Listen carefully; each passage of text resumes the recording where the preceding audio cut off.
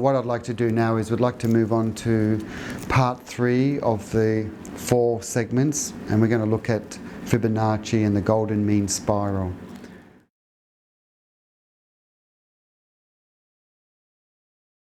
There are many names for this divine proportion used by many cultures and used over many eras. The most common name is obviously the divine section. It's also known as the divine proportion, the sacred cut, the perfect division, the extreme balance, the golden mean, the golden section, the golden ratio, the golden measure, the phi ratio, and many other titles as well.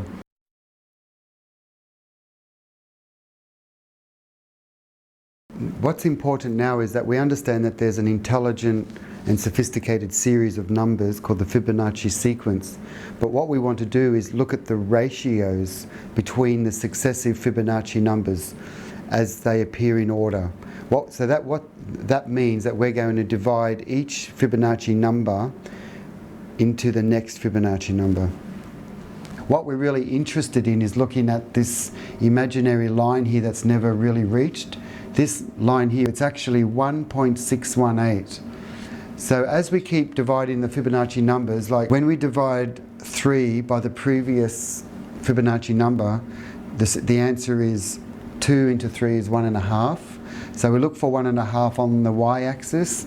So we go, here's 1.5. So we go along here and we put a point, a dot, on this number 3 here. Now for the number 5 here, 5 divided by 3 is about 1 2/3, which is 1.66 repeater. Here's 1.66. We travel across and we plot that number on this axis here, which represents 5. And then we go to the next one here. We say 8 divided by 5 is 1 3/5. So that's about 1.6. So we find this number here, 1.6, and we plot it there.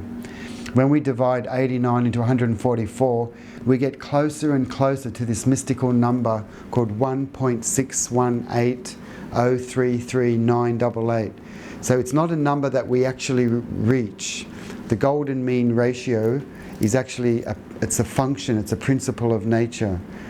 When we say that the divine proportion is 1.618, we're just approximating it and we kind of referencing it to a number, but really it is its own consciousness. It is a frequency that approaches an aesthetic proportion.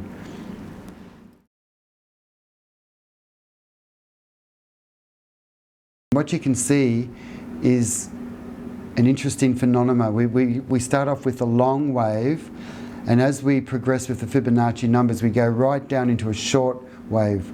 It's a long frequency going to a finer frequency. So this thing of the golden mean ratio has an ability to capture the long wave to the short wave, which is about the galactic memory and the atomic memory, bringing the two dualities back into a oneness.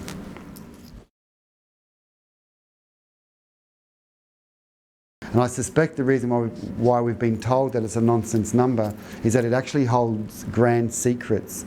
And I'm convinced now, after all my research with Vedic mathematics, that the divine proportion, the Fibonacci sequence, is actually got a lot of recursion within itself. So to find meaning and harmony within the golden mean, we need to digitally add up all the double digits. So you keep plotting those numbers on this information here. This is another worksheet. I want children to discover that they find that after 24 Fibonacci numbers, the same sequence of single digits keeps repeating forever. 24 recurring digits of the Fibonacci numbers is a grand secret, because those 24 numbers have the ability to compact themselves or compress themselves into a three-dimensional shape. The only three-dimensional shape that I know that has 24 faces and 24 edges is the star tetrahedron.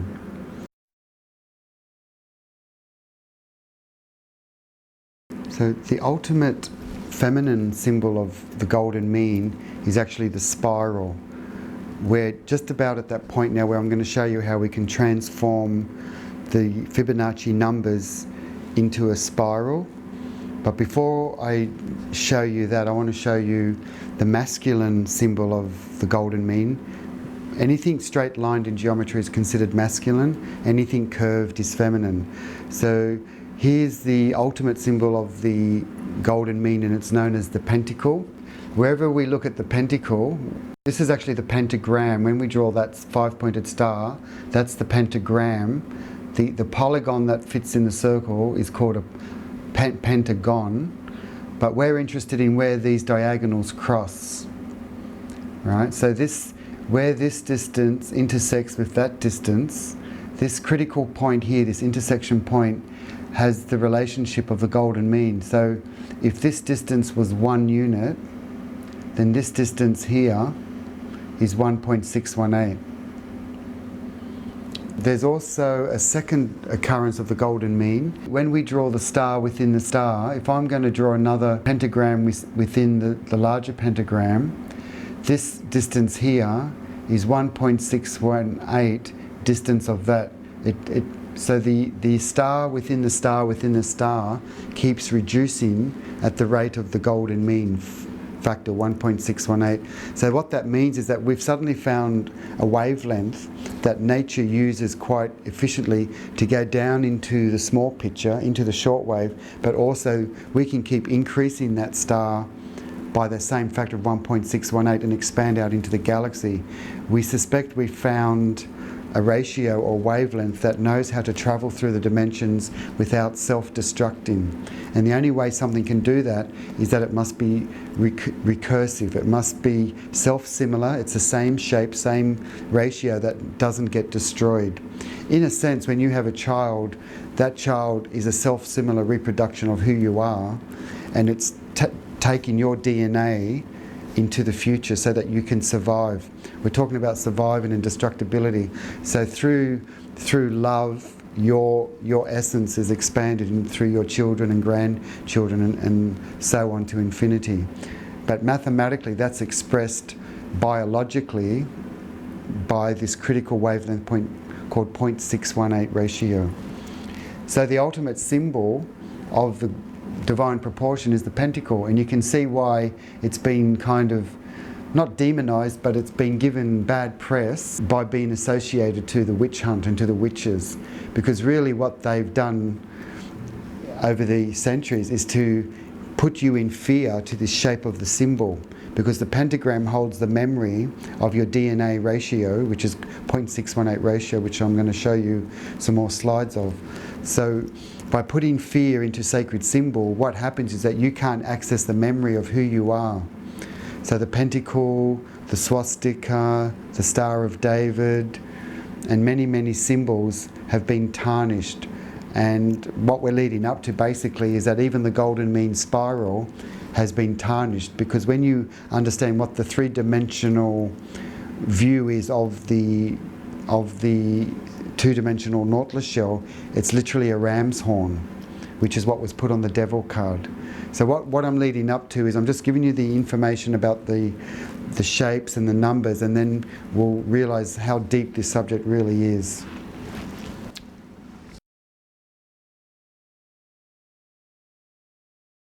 What's interesting too is that not just on planet Earth, but when we look beyond the Earth into the solar system, we would like to know that also that the Fibonacci sequence is found in the distances of the planets from the Sun. If you were to divide the orbit of the Earth, 365, by the orbit of Venus, which is 225 days, you would end up with a ratio called 1.618 exactly. So even the planets are mimicking this essential ratio.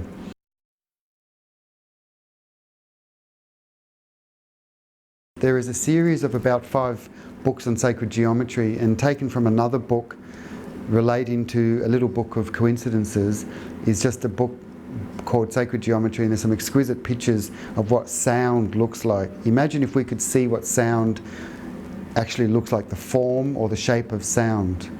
So apparently the sound of what we call the perfect fifth, the musical fifth ratio, shows this beautiful shape in three-dimensional view. So this is the sound of the fifth in music, which is very much related to the phi ratio because of its fiveness. There's another branch of science coming fresh into schools now. It's called cymatics, which is the ability to see sounds. The future in sound and geometry is to be able to see the shapes of sound. We've done a lot of work with chanting the sounds of the chakras. Like when we chant the sound of the heart chakra, it has a specific frequency and it's an ah.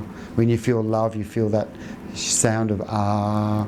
But if you were to measure that sound as a frequency and to see how that sound vibrates on a plate of glass with lots of fine sand particles, the sand particles magically in front of your eyes would form the shape of the Star of David.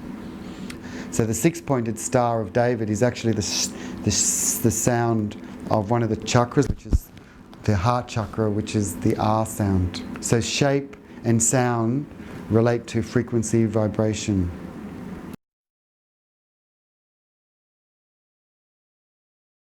We're going to look at each number of the Fibonacci sequence as actual a square shape. We're going to look at the Fibonacci in a two-dimensional shape, which is obviously the spiral, but we need to understand how we can use these numbers as square shapes to compact and compress all the shapes together. So I'll do this on the whiteboard.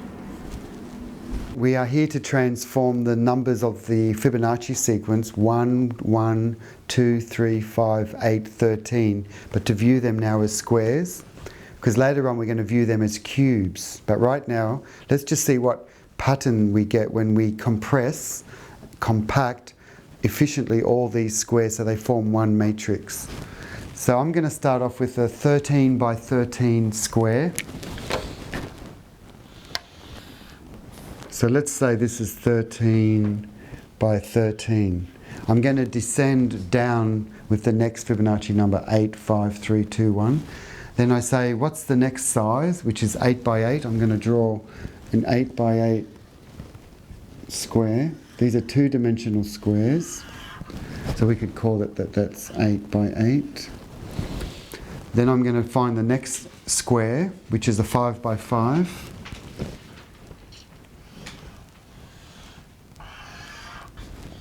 So this is 5 by 5. And then I keep finding the next smaller square. Subdivision of the squares are just getting smaller and smaller. So this is 3 by 3. Then I do another square.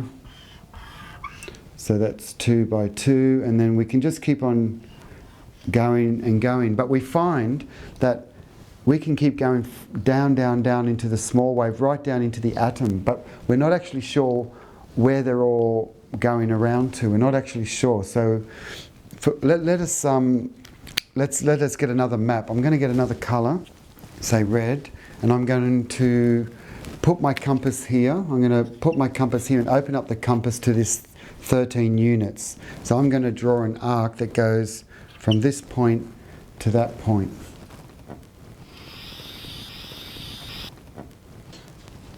And then we're going to put our compass point here, and I'm going to draw a smaller arc. So each arc is reducing at the rate of 0.618, as you realise, as we're going from a 13 arc, an 8 arc. And now I'm going to put my compass here, and I'm going to draw another arc on the 5 by 5. And I'm going to put my compass here, and I'm going to draw another arc.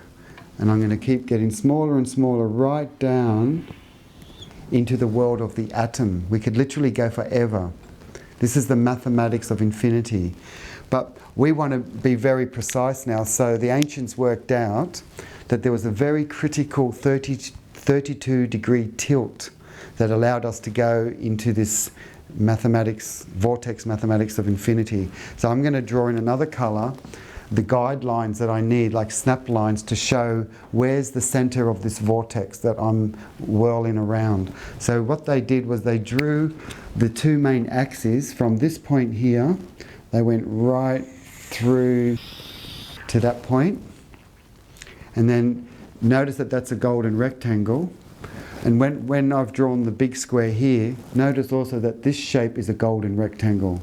every time I draw a square, like when I draw a square here, this shape becomes a golden rectangle. So now I'm going to draw the main axis of this golden rectangle, which is from this corner here to the other corner. So straight away I found my center point here,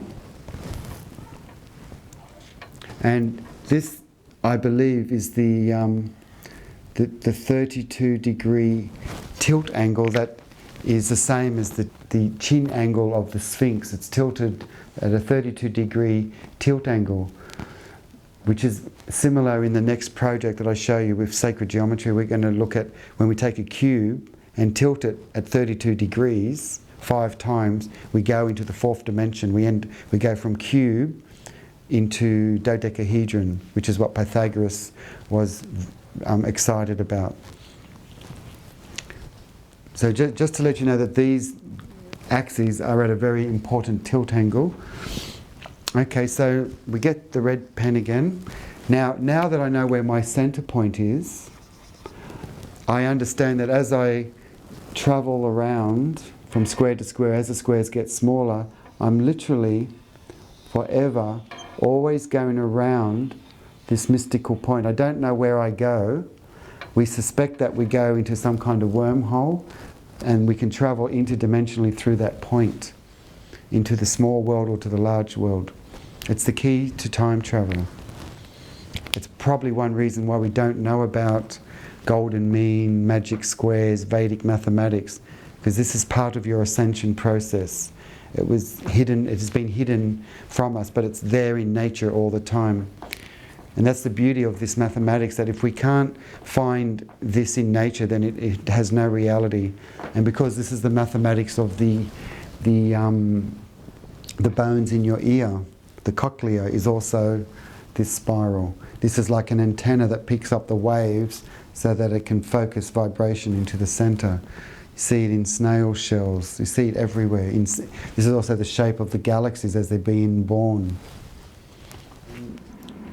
And the reason why I'm showing you these two diagrams side by side is that this represents the feminine form of 1.618. This pentacle here, the star within the star within the star, is the masculine. But they're basically saying the same thing. Feminine, masculine.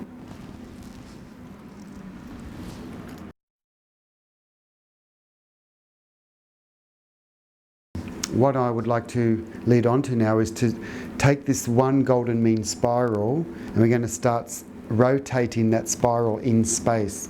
So we're wanting now to have a look at the three-dimensional view of many, many spirals as it's moving through space. Here's a diagram taken from Dan Winter's book on the golden mean spiral, where as we spiral around continuously, it seems to suggest a cup within a cup within a cup. So this is the three-dimensional view, which has a kind of an affinity with what DNA is about.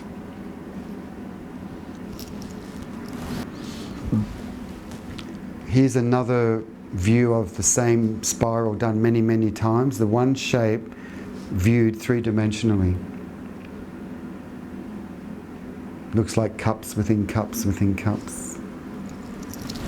We're looking at the same pattern again, but this time we're looking at this three-dimensional spiral from a top-down view. We're looking at the top of it, and it's quite interesting that we have the effect of it looking like some kind of cobra, that serpentine view of when a snake's just about to bite, it raises its head back and it's just about to send this vast force of energy out.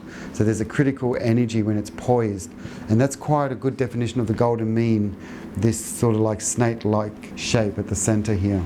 It's where all the energy is concentrated, right here in the center. So here we have the golden mean spiral. Like there's the golden mean spiral, but as we turn it around from this point, it looks like this. Can you see the snake-like shape there? So, and this shape is wrapped around many, many times. So this center point here is actually right there. So what I would like to do now is take you back to the whiteboard and show you a bit more clearly what I'm trying to get at, is that we want to see the three-dimensional view of this spiral. So rather than seeing this 13 by 13 square, what I would like you to visualize now is to look at this as a 13 by 13 by 13 three-dimensional spiral.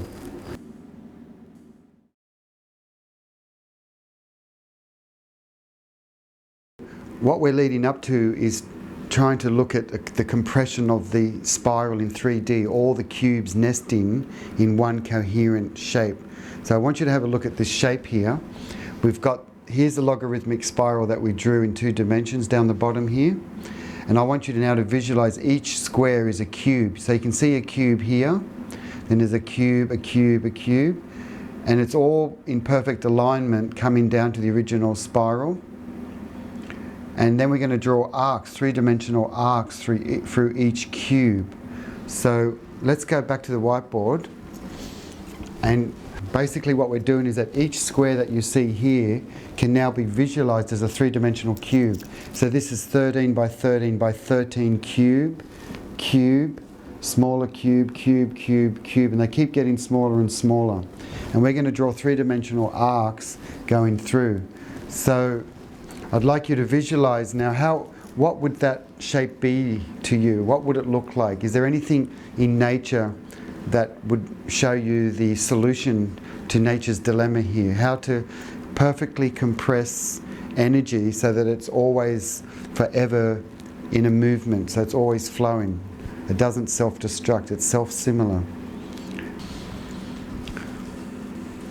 So there appears to be really one solution to the ability to contain space proportionately, and it seems to be found obviously in nature again. It's in the seashell. So if you look at this beautiful diagram here, we see the long wave as it's twisting around right down into a focal point here in the center.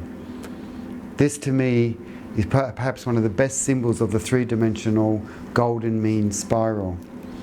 And it also suggests other shapes in nature as well. Are you familiar with the shape of the ram's horn, for example? It's very closely similar to the seashell shape here. So what you're looking at here is actually a fresh live ram's horn, and it's showing you this beautiful relationship of the long wave going right down into the short wave, which is at the tip of the horn there. This is nature's perfect expression of solving compression. So here I have 2 ram's horns, and you can see now why the sacred symbol of the ram's horn over the centuries has become demonized.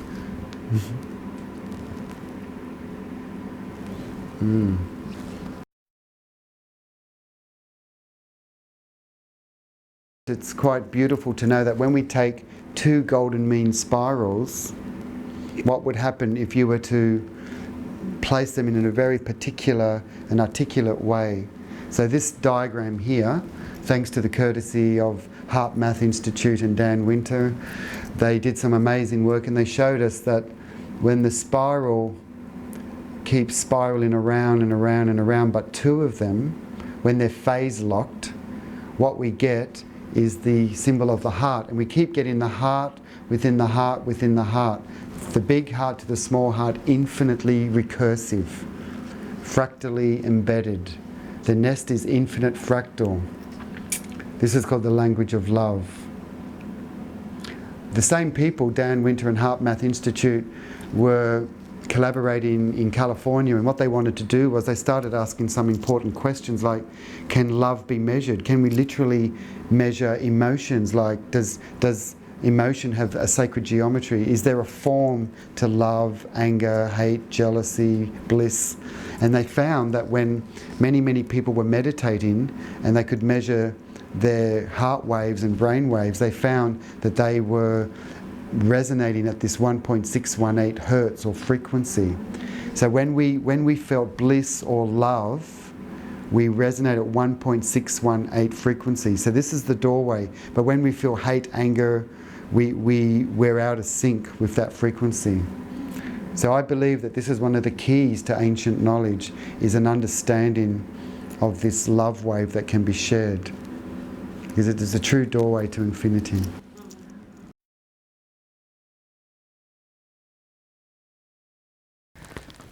So as you can see from this lecture, there's been quite a fascination for this vortex point known as the center or the eye of this golden mean spiral. So here you see the two-dimensional version of the spiral, but perhaps the best example of the three-dimensional version of the spiral is this shape here. If you can see that there's a golden line that goes around and around, that's actually the golden mean spiral. And it's the only known shape that can turn itself inside out. It creates a suction to the center. Another way of saying it is about getting sucked in. It's literally a point of creation and birth. It's literally the place of wormholes where we can travel interdimensional. And what I'm going to show you in the next lecture is that we were the tube torus donut. We actually were this shape in the first hour of our life.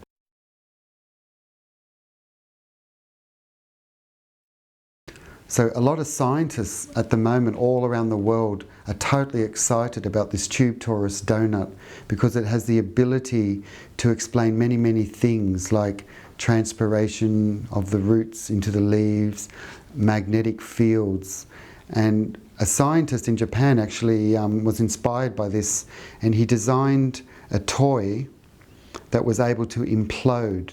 Here's a sphere that when it implodes, which is suction to the center, it could explode, implode. It's a bit like breathing. And he used this technology to solve a problem based on if there is a heavy weight at this point, how can we move this heavy weight? So they devised this structure so that when it expanded, it moved something from here to there. So sacred geometry helps solve practical and technological problems. So this is basically the principle of implosion, explosion, involution, evolution.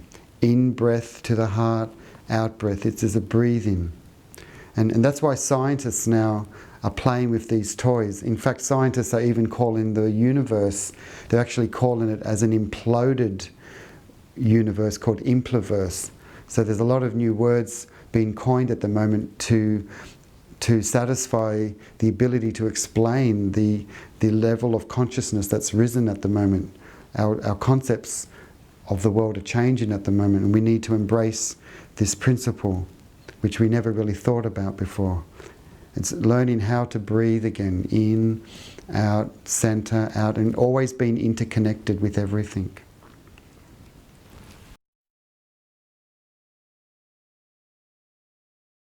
Let us now focus our attention back to another important part of our biometrics, is the mathematics of the DNA molecule.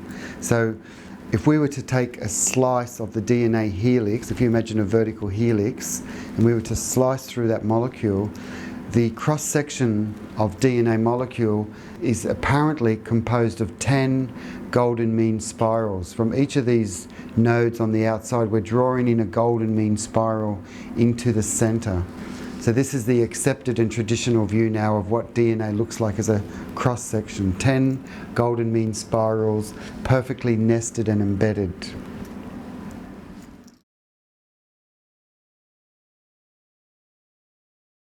In our lecture after this on the three-dimensional geometry, when we look at all the male facets of straight lines and polygons like five-sided and six-sided shapes, we also realize that when we look at the DNA in another way, we actually see that the molecules on the rungs of this ladder, when we look at the helix, we can see that these genetic bases are connected in very particular arrangements. But when we look at one of these rungs, we can see that the molecules of DNA are arranged in a particular way where we have a pentacle, hexagon, and a golden rectangle.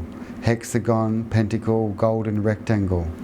It's quite interesting that the symbolism of the pentacle again is found in our very DNA matrix. It's right inside of us. The memory of ancient geometry is right in our DNA.